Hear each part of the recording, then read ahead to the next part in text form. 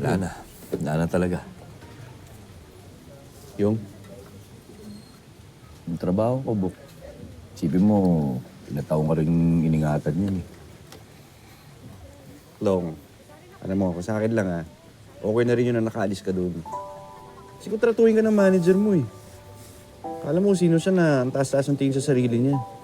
Okay na yun, nakaalis ka na doon. Kaya lang, iniisip ko nga, Bok, siyempre, trabaho pa rin yan eh. Alam mo yun, sana hindi ko na lang pinatulan.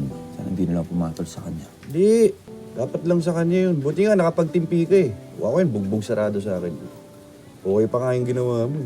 Kulang pa yun. Huwag naisipin yun. Bok, sa dami kasi nangyayari ngayon, siyempre, sabay-sabay kung kailan magpapakasal na kami ni Elsie. Ganto, may kakilala ako. Magaling siya mag-budget sa mga ganyan. Magaling siya mag-organize. Expertise niya talaga yan.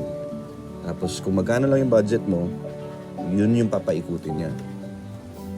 Pwede ba yun? Oo, kaya-kaya niya yun. Sino yan?